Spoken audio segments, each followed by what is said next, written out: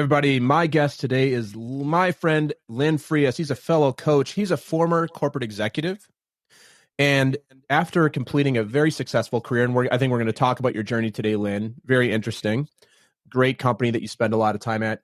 You pivoted and you help others who were in your shoes do something new when they're not ready to completely call it and maybe hit the golf course or the beach and what's next for them and get their career. I was fortunate enough to be on your show a few weeks ago where we talked a little bit about this, and I'm unfortunately, or maybe fortunately, not ready to be I can't afford to retire yet, but maybe we'll talk in a few years if I get to that point. But Lynn, so good to have you here. Welcome. Thank you, Jason. It's great to be on the show. I appreciate the opportunity to visit with you. I'm sure it's going to be a great conversation. It'll be a great conversation. There'll be no doubt. So Lynn, where are you coming into us from today? So I live right in this middle of the U.S. I'm in Western Illinois on the Mississippi River. So you can't get much more in the heartland than I am. Yeah. Also, we're recording this at 9 a.m. Eastern, which tells you, Lynn, you're an early bird. Most people are like, I don't want to do a podcast at 8 a.m., but appreciate you being here at this time. And I know from getting to know you that you can have a lot of value for the audience and really interesting journey. So Lynn, let's get into it. You ready? Absolutely. Let's do it. All right. So first off, what is something that you nerd out about? It's probably how systems and people work together.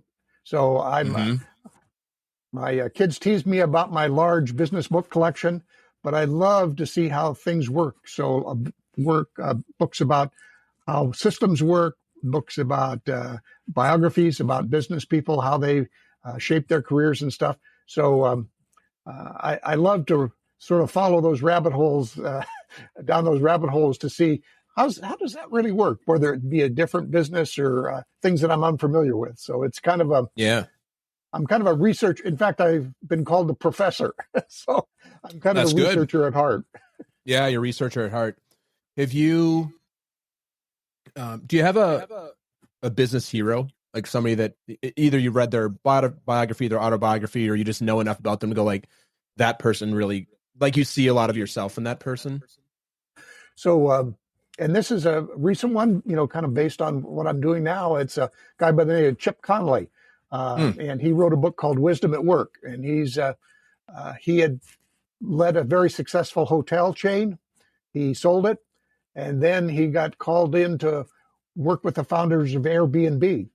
And, oh, nice. And he said, I had to learn to become a mentor. So he was an intern in that he knew nothing about the technology, but he was a mentor because he knew a lot about hospitality business. Yeah. So I think of the journey he took, and it's similar to what I aspire to do, to help people, again, get into that next stage of life, whatever they choose it to be. Yeah. Yeah, my wife works for an airline, and then she's in the travel industry. She sells the travel now. Like, talk about needing systems and procedures and operations. It all falls apart very quickly unless you've got some very buttoned down processes, and not even the process, but that everybody understands. Yeah, and know and make it easy. Yeah, that was one of the observations that this Chip Conley made. Was he went to his first meeting and they talked tech and he didn't understand a single word of it. But then they started talking hospitality. He says, oh, I can give you some insights on how to run a people business. Yeah, right. Exactly. You're like, this is what we would call a tech-enabled people business, not a people-enabled people business that's enabled by tech. Well, it is. I mean, obviously Airbnb is amazing. And at the same time, if he didn't understand it, very likely the consumers weren't going to understand it, which I remember using. It was pretty confusing. And now it's quite simple. Really cool. I'm sure this is going to lead us in further into the episode about the conversation about your career. Want to take a look at, before we go there, Lynn, something that is, tell us about something that's inside of your comfort zone that is outside of somebody else's. So what I've found over the years, while I can tend to work myself up in my own head, when it actually gets the time to be in action, I remain pretty calm. I had a lot of roles in my corporate life where after it was over, people said, well, Lynn, how did you stay so calm during that time? Well, there's skills, there's things I learned over the time, and maybe that's just my personality. But while other people seem to get all worked up in some situations and don't function very effectively, I've been able to, again, stay calm. And it's probably comes with the my affinity for coaching and helping other people talk through their what they think and what they need to learn. So it's a combination, but it's always interesting because sometimes I hesitate before I get in the game, as it were. But then once the game starts, it's all good. Yeah. Do you ever have any? Did anybody ever tell you they got annoyed by your composure? Yeah. I'm asking because I've been in spaces too where it's heated, it's emotional. People have like very attached, and one of the things I always hear is like, "You're so grounded and calm, cool, and collected," and they get like mad at me because it doesn't bother me. I'm like, it bothers me. I just realized that like there's like it just the way I would put it, and again because you're a fellow coach, I'm sure you work people. I don't get hooked. Like, and the question I like to ask, and I think this is probably where you'd go to, is like, what's the very next thing I can do? Especially in business when you're having to solve huge problems. Like, what's the next thing we can do to move something forward? That's the way that always calms me down. Do you have any, there's obviously a large component of personality in what you just said, a large component of experience. For people listening, is there anything you would say around, hey, like I'd like to be more composed at work. I'd like to be that person like Lynn who can be in the room and have a lot of heated things and just be like the grounding presence. Is there any like techniques or tactics or coaching that you would give to somebody like that? The thing I've often told people and used myself is maintain a stance of curiosity.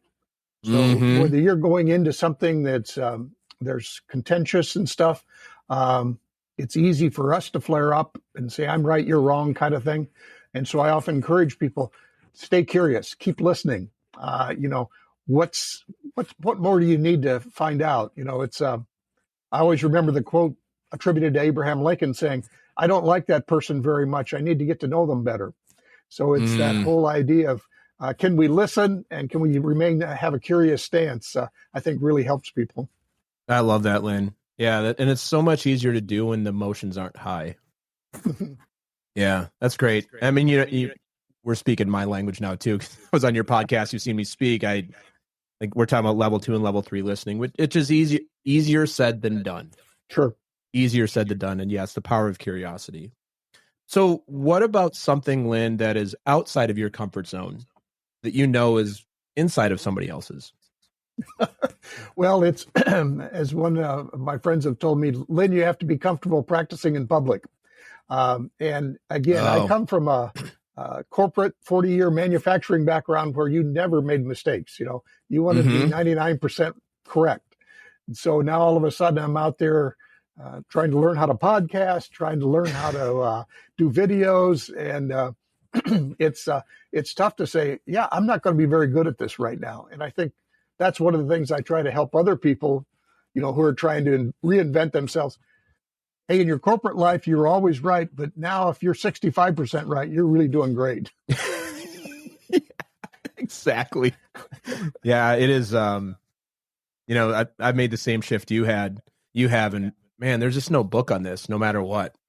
You could be the CEO of a company and like, hey, I work for myself. You're like, oh, nobody's telling me what to do today. What do I want to do today? Oh, wait, that didn't go so well. Yeah. And you also don't have an operations team or, you don't have the manufacturing manual and be like, hey, what do we do when this thing comes up? You're like, I don't know. I love that. Yeah, that's a real mindset shift. Mindset shift. And the other thing that I, at least in my case, I've seen, it gets down to habits sometimes. In 40 years, whether I knew it or not, I had a lot of ingrained habits that supported me and helped me and organized my day, whatever it might be. Now, all of a sudden, the good news is you can do anything you want. The bad news is you don't know what you're going to do. And the bad news for a lot of us, looking at myself, is you can do anything you want.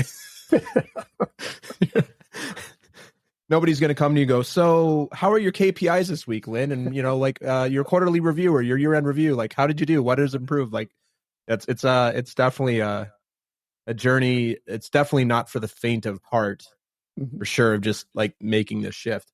Yeah, it makes sense. So you were saying that it's outside of your comfort zone, but it also sounds like you've been practicing being outside of that comfort zone in the new context that you live in.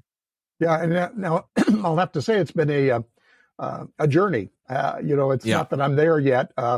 And I've been at this now for 7 years or so. So it was interesting when I first recognized it, but recognizing that, again, the habit or the inherent need not to make a mistake, you don't just let that go. So I would always encourage people that this is always going to be a journey as you move forward.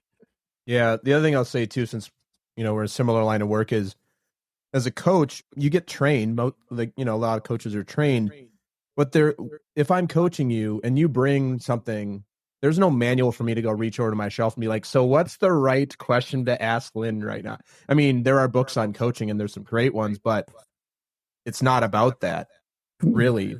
It's about all the things that they can't tell you that you can't be told how to do, which is one of the things you learn in coach training. Is it's not about what you know, it's about who you are. For your clients. It's as I've always said that they can't use my recipe. It won't work for them. And inherently, I can't give them a solution to their problem. They have to develop that. Now, the one thing I can do as a coach is maybe they have to connect the dots, but I can show them a few new dots they might look at, And I love that. Show them and raise up the mirror to say, did you know this is kind of how I saw what you just said, kind of a thing? Yeah. So it's not so much that I'm imparting any wisdom to them in most cases. It's just helping them talk through what it is that they're trying to work on. Yeah, I love that, Lynn. Let's so I know you do speaking and such. You go on podcasts. You have a podcast. So if I was to give you 5 minutes here, and you got to deliver a speech, and everybody on the planet got to hear it, which would be really nice for me because then I could really monetize this episode. I have a listenership of 8 billion people for the episode of Lynn. Unfortunately, Lynn, I'm sorry, we're not going to quite get there when this releases. But 5 minutes, you get to deliver it, and the whole world gets to hear it, and they get to understand it. What would you talk about to all of us, and then what would you want us to do at the end of your speech? Well, the thing that I would, again, I come from the context of what do you do in this next period of your life, which could be short or long or whatever it may be. But I think, and at any stage of life, we have to remain curious, as I mentioned earlier. And the other thing is we have to understand the power of small steps. So it's both being open to really learning what new things are happening, but then also recognizing that you don't have to worry about the big steps right away. You have to just worry about the next step. So yeah. I love that. So what is, if somebody says, hey, I've got so many things going on, I'm feeling overwhelmed, work is crazy, end of the year, I've got kids, all the things. And somebody says, I don't know what the next step to do is. Well, and some of that is just look for a set of questions.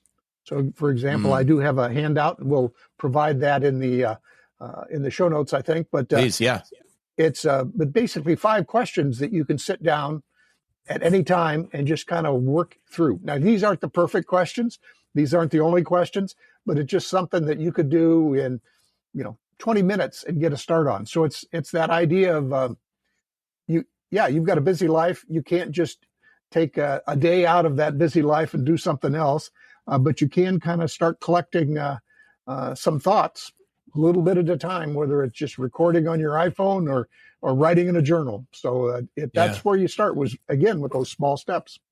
Yep. Love that, Lynn. All right, we're going to take a really brief commercial break. We'll be right back after this. The Talking to Cool People podcast is brought to you by Jason Friesth Coaching. Jason works with amazing people who are looking to find and develop their passion and purpose and create their journey to wherever it is they want to go. Check us out at jasonfriesth.com, Facebook, or on Instagram. Jason loves hearing from anyone who thinks it would be cool to connect, to be coached, or to be a guest on our show. Email him at podcast@jasonfriesth.com or DM him on Facebook and Instagram. And now, back to some more amazing conversation on Talking to Cool People. All right, Lynn, we are back. So let's hear a little bit more about you generally. And because I'm a coach, I like to give it back to the person and ask you, what is it that you would like to have what is it that you would like for everybody listening to know about you? Well, I guess just a little history. I left the corporate world after 40 years in manufacturing in 2015. I started as a manufacturing consultant, obviously going from what I knew. And I did that for about 4 years. And then I was also at that same time getting involved in coaching, went through and still involved in a wonderful program with emotional intelligence coaching. So, again, that just built on, I was coaching even in my corporate life. All that, again, all these threads you just keep kind of pulling together. And then a little over a year or so ago, 2 years ago, maybe now, somebody we both know, Mike Kim, said, Lynn, maybe what you really want to do is teach people what you've done. It's the whole idea of you've made a transition, you've started your own business, you're still on the journey. So he said, and, as I thought about it, and then as I started looking as to whether this was even needed in the world, at least in my eyes, I found that it was. Yeah, so, for sure. As I looked and said, we're living longer, we're living healthier longer. So this idea of people are going to hang it up at 65 or something like that and play pickleball. Well, now all of a sudden you may have 30 years in front of you. Are you really going to play pickleball for 30 years? I mean, is that all there is? So, and then beyond the, for myself or individuals, I started looking, and quite frankly, the economy needs people to keep participating. We don't have a real high growth rate, even in the today's statistics world. Say that. Yeah, there's not enough people. So, and interestingly enough, at somewhere in like by 2030, the number of people over the age of 65 will equal the number of people under 18. So really, so we really can't necessarily have all those people not participating in the economy. So, it's so interesting. I didn't know that. And that'll be the first time ever, because life expectancy has gone up enough and that'll be the first time in the history of humans that'll be a thing, right? Yeah, absolutely. Wow. So it's, and then, you just start thinking about these things. And some of this even goes into people your age or even younger. If all of a sudden we have a working life that spans over 60 years, we're going to have to be prepared to make pivots and turns. And not only could we have 6 different careers, but obviously a variety of jobs. So even as you hit the age of 60, you may still have 2 different careers in front of you. So that's amazing. I don't know. I'm not there yet. I've got a few years, not fortunately. I've got a few years to 60. But I don't know. I kind of feel like semi-pro pickleball player might actually be a good fit for me. That sounds pretty fun. Well, and I'm saying this, it's funny you brought up pickleball, just to say, I don't know if you saw this, but like LeBron James and a bunch of other famous people are investing in the pickleball industry. It's real. I guess it's really forecasted to be a big thing in the future. I mean, it's already pretty big. Yeah, it's funny. It is. And it just, I used to say people didn't want to play golf all the time, but now it seems to be pickleball's the big thing. So that's yeah, that's great. What was other than like obviously 40 years of experience, wisdom, the ups and downs of that, what else do you see that your career gave you that serves you now? And when you're sitting across from a Lynn, you work specifically with people that were you a few years ago. Like besides the experience part of it, what else are you taking from that career that like helps you in what you do on a day-to-day basis? Some of it is we've seen you've just seen a lot of things go up, go down. We saw the recession of the 1980s. We saw the recession of the dot-com bust. It's always interesting as we bring new people into the workforce. They're always thinking this recession's the most awful one ever. Well, maybe so, maybe not. But we bring we did get through all those things. So what I tell people is you're bringing how to recover from things when they don't go right, and whether it be economic things or whether it's even screwing up things. How to recover from mistakes, and people haven't had that experience. So you can help people do that, or help them keep it in perspective at the very least. Yeah, I love that. This next question is funny because, I was on your podcast in December of 2022. And so you asked me a bunch of questions, and I'm going to ask you again. You can ask me anything. You can ask me what we had talked about on there. You can ask me anything else. So, Lynn, what would you like to ask me that I can answer for everybody listening and for you? Well, I'm, intrigued by your path and the work that you've done. And I guess I'd like to ask, what are you seeing as you're coaching people, especially now as we've kind of moved out of the pandemic, yet we now are maybe facing recession, but what are your clients kind of telling you that is on their mind, top of mind for them? Yeah. Get present to it really quick. What I'm hearing a lot is people are much more curious about what's next for them. Whether that be for some clients, they like what they like or love what they do. They love the company, like what's next for them internally. For a lot of people, it's what's next externally. And the other thing I hear a lot about is, and this is not going to be a surprise to anybody listening, is how do I do it all and make it integrated versus the idea. And I don't know, like, your corporate career, but this is what I witnessed with my parents, especially my grandparents. And even for me early in my career, I'm 45 now. So I spent, started working in the corporate workforce in the year 2000. It's like you go to work and you have this thing that you do and you make money and you perform in a certain way. And then you leave and you shut it off and you go home and then you're like actually yourself. And I do mostly work in tech is where most of my clients come from, or coaching. I coach a lot of coaches, so coaches naturally get this. But like removing that separation of church and state. So how do I actually get to be more of me at work? And then how can I bring it home and talk to my spouse about it? Or talk to my partner? Or what if my, and this is an interesting thing and great question, is you're making me think out loud here, external processor over here. A lot of people are like, hey, what if it's not wrong to work at 9 p.m.? What if my natural body rhythm and this is how I am, like I'm a good early morning person. I don't want to work at night because I know I'm not going to do my best work. I'm not going to be creative. So for people, it's like, hey, what if that's not wrong? What if I actually want to wake up at 9 and what I need to do to best do my job is to go to the gym for an hour. And then I start work at 10 and I work until 6. But then you know what? My commitment is I get on at 8:30 or 9, and that actually works for them. So how does it make it? And there's companies that support that. I mean, obviously not all roles support that, but some roles do. And it's how do you make your job work for you instead of just working for a job? That's a big, big theme, and always going to be a tension because I would say you serve at the behest of the company that you work for, which is just the way it is. And at the same time, there is room for more. So that's one of the big things that we talk about is, so from a coaching perspective, it's a really fun. From a coaching perspective, I love it because it's a forward-looking possibility conversation, which is the best kind of conversation in a coaching conversation, as you know, is like, well, what would that look like for you? Like, that's always the question. What would your ideal day look like? Okay, how far away are you from that? Okay, well, what, and it goes like, what's the next thing? Is there a conversation you could have with your boss about this? Sure. And moving that conversation forward. And then, of course, inside of all that is parenting.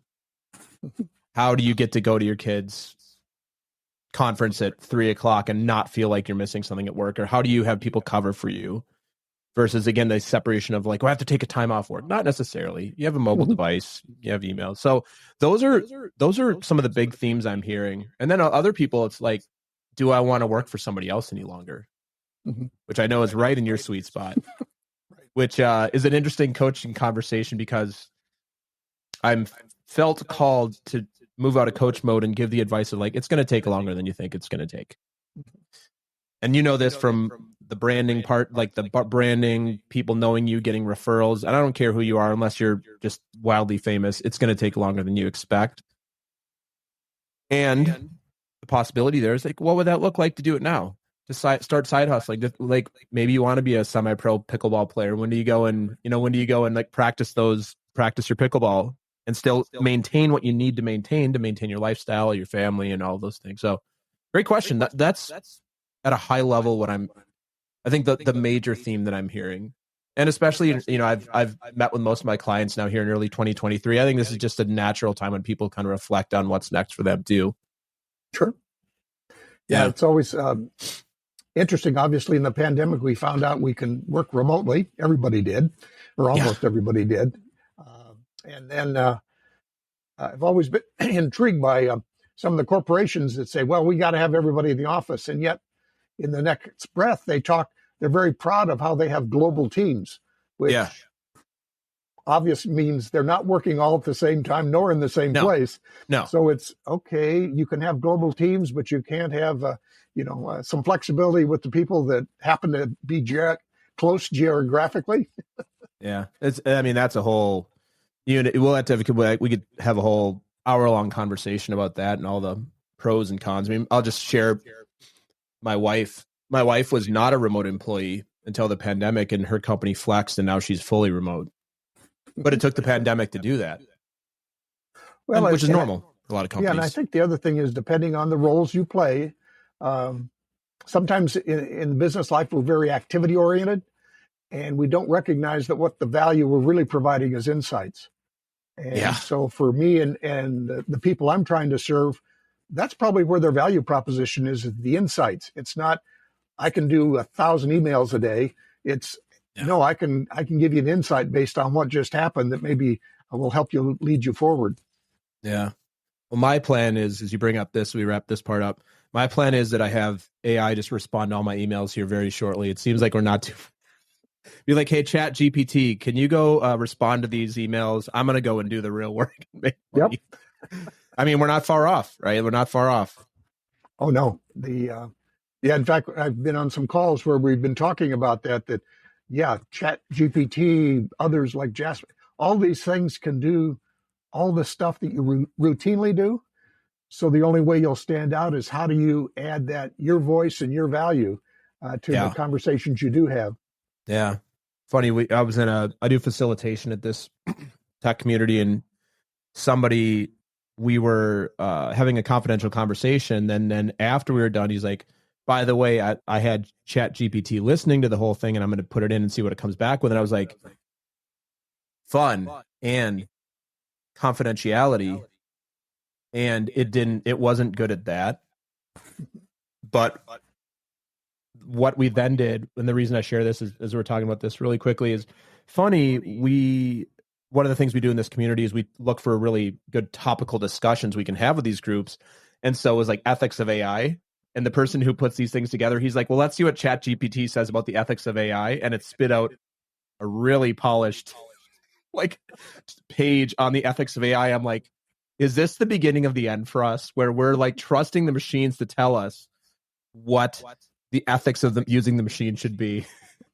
It's really a fascinating time. Really fascinating. Yeah. All right, Lynn, what are you passionate about?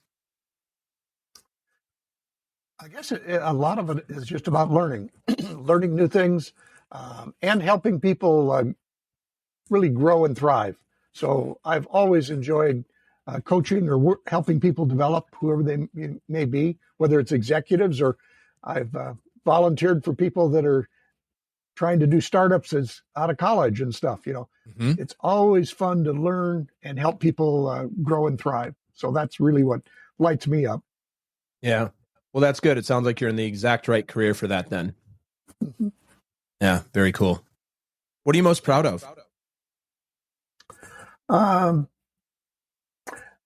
guess in general, proud of the life and how I've helped my wife and family, those kinds of things. And I'm proud of the contributions I made in the workplace, and proud of what I'm even doing today. So because I've maintained that curiosity and love of learning, I think I always continue to grow in my contributions. I'm not just repeating the same song or story over and over again. And it's so I think a lot of that is help people grow. And I just as a humorous sidelight, I feel I'm successful with my kids because all three of them have bought me dinner now. In my life. So my question is, was it a fast food dinner or, like a fast casual dinner? Or is this like a real, like, hey, Dad, we're sitting down and you're getting a steak. If you're like, Dad, you could have anything you want on the menu kind of dinner. Yeah, it was the anything you want. So it was. Yeah, there you go. Wasn't just a burger and fries. Yeah. That's, I think I said this on your podcast, but my parents are both retired now. And my dad told me a few years ago, he said, there's probably nothing better in your life than seeing all of your kids like get out and be productive humans in the world. And then, well, maybe the one thing better I would say for my parents, and if you're listening, is probably having grandchildren. I just realized we've just gotten down in the pecking order, but I totally get it. They're way cooler and more fun to hang out with and do stuff with than we are at this point, because we're just obnoxious adults and the grandkids. But he's like, it's like there's nothing better than see your kids go out and like start their own families, have successful careers. And for me, like just saying this, and like I have a almost 7-year-old and a 2-year-old, so I'm like watching them, and I'm realizing that like in about 11 or 12 years, our daughter is going to be going to college and like figuring out her adulthood, and our son is 16 years. Like both of them in 20 years will be productive humans in the workforce, most likely, which is just mind blowing. Yeah, it's very cool. Then I'll send them to you, and I'll say, "Hey, I know this great coach Lynn. You get him going early, and like do what you actually want to do versus having to have some job that does not fill you up." Yeah. Well, I'm afraid you have to look forward to the fact that in about 10 years you'll become very stupid in their eyes, and then in about 15 or 20 years you'll become a lot smarter again. So you're going to have that dip in their eyes for a while, but it'll come back. Well, you made an assumption that it's going to be another 10 years. My almost 7-year-old daughter is already like, Daddy, that's just like she's already she knows a lot. She knows a lot. That her life experience as a first grader, she's got a lot going on over there. That's totally that's so good. So Lynn, what's something that you're afraid might actually be true about you? Well, it's the thing, and it comes from a phrase. One of my managers once said, and who got it from somewhere else, but it said 80% of the people feel they're in the top 15% of performers. And so, yep. So, for me, it's kind of like I'm mediocre. And I've come to, again, with age, you come to accept the fact that there are things I'm pretty mediocre at. And there are things, and it's that idea of what is my value? And so, just as a practical example, I work with a guy, Danny Ozment, to produce the podcast. Yeah. I was never going to be anything more than mediocre at producing podcasts. And so I just said, let's give that one up, and we'll have someone else do that, who is really good at it, by the way. Really good at it, yeah. Yeah, exactly. Well, the thought that maybe I'm just mediocre, what do you do to compensate for that? I think my assertion is that everybody, and I answered this question yesterday. I was sharing with you, Lynn. I'll just share with the audience. Well, by the time your episode comes out, it's already going to be out. But yesterday I recorded the first episode of the season of this show, and my wife interviewed me. And my answer to this one, and if tune in, you can listen, is I'm afraid I'm actually lazy. So what do I do to compensate for it? Have an action-packed schedule and hard to get a hold of as like a mechanism for like proving that different. So what do you do to compensate for maybe I'm mediocre? How do you address that? Well, again, it's like in a lot of things, you can have a bright side and a dark side.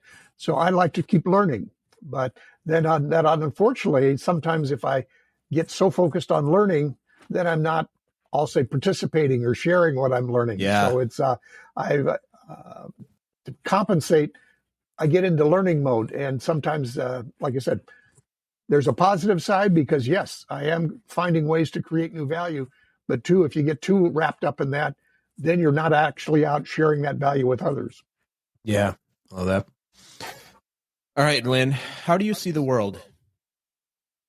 I see it as having great opportunities, but also a lot of complexity. So it's, we always, as they say, man plans and God laughs. Well, that's kind of how I see the world. I mean, there's just, whether it be technology or just, the fact that we have 7 billion people all with creative minds, there's amazing opportunities out there for what's going to happen next. And but it is complex, so you're going to have to be able to,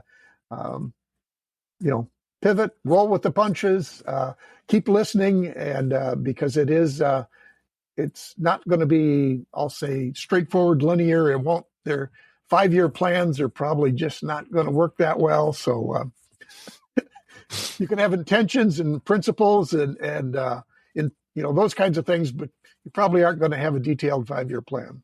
No, I haven't had an interview for a job in a long time. I'm curious if that's even still a question, because that used to be one of the go-to questions. What's your 5-year plan? I mean, I think the answer now would be, well, I might be replaced by a computer. I might be doing a role that literally doesn't exist today. Like, I had a job at one point in my career that literally did not exist 5 years prior to me having that role. Like, it didn't exist. It wasn't a thing that like anybody knew what it was. So it's just so interesting. And I think this applies to almost every industry, even something like manufacturing, which is, has some traditional, but there's, I coach some people in the manufacturing industry. They tell me about some of these roles. These are not roles that existed 5 years ago because of the technology and like robotics and, all like the decision-making that can be done with data now. It's really just a really fascinating time. Yeah. I love that. It's like a good place with a lot of complexity. Several years ago, I served for a while on our local school board, and I remember we were talking about the things, and there were a couple of things. He said, "Well, we're preparing children to take on jobs that we don't even know what they are yet." And likewise, at the time, I remember seeing a job posting. It said, whatever. Internet web designer wanted 10 years experience. Well, that was pretty humorous because at the time the internet was only about 7 years old. Yeah. I see these. I saw this on LinkedIn where somebody was doing this. They were making fun of these outlandish job requirements for like developers, and they're like, in blank years with this, and like it's a programming language that's only existed for like 3 years in its form. It's like, okay. I wanted to ask you, and I just lost my train of thought. So we're going to move to the next thing, and then if I get it, we'll do it. If not, we'll address it.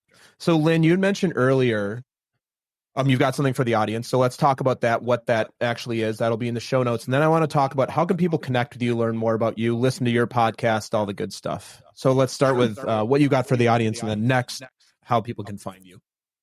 Well, one of the big things, and this is no matter what age you are, but it's this idea of creating a success mindset. And so for me, when I'm talking with people, you're leaving corporate life. Like I said, a lot of things were defined, a lot of things you're used to. So the first thing is, do you have a growth mindset? Can you explore that idea for yourself? Or are you saying, no, I know what I know and that's all I know, kind of a thing? Then the next thing is, well, your identity is probably wrapped up in your job position, your titles. How can you work on that? And then, it's kind of some questions about what do people ask you about? Because I'm trying to trigger people to think of what's their value outside of just the position or the title they may have had. Yeah. So it's just a series of quick questions. Again, it doesn't get you all the way there, but it'll start triggering. Okay, I need to think differently about this next stage of my life. Yeah. And then, my website is at lynnfriesth.com, and my podcast is also on iTunes and different places. The podcast is titled Creating Your Encore Career. And, and you have the best guests, the best guests. It's really unbelievable, the quality of guests you get. Well, and I go at it with just, I want to have interesting, kind of like you, talking to cool people. I want to talk to interesting people, have a good conversation with them. And then I encourage people to go through the list of podcasts and find a title that intrigues you. Yeah. Don't worry about listening to a whole bunch of them because I'm covering a wide variety of topics. So just pick out some things that are kind of intriguing.